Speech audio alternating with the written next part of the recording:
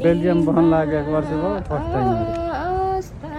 बरु हाम्रो चाहिँ यहाँ आएको 2 दिन भयो कहाँ कहाँ पुगेर बुर्गे पुगेर अहिले पन्जाबमा चढ्ने भनेर बस्नु भएको छ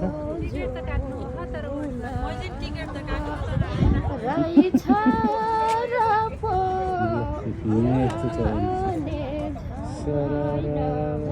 चिसो चिसो मौसममा साँझको टाइम छ अहिले के राम्रो छ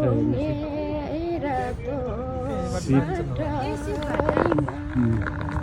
यही सिपमा चढेर हामी यही सिपमा फेरि डेनमार्क स्विडेन अनि हुँदै युरोपका विभिन्न देशको भ्रमण गर्ने भनेर हाम्रो चाहिँ छ तम तयारी झोलामा ल्याएर बस्नुभएको छ यहीँबाट नेपाल पनि गइन्छ फेरि है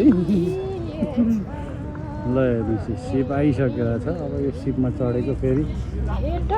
दृश्य खिचेर मैले उ गर्ने छु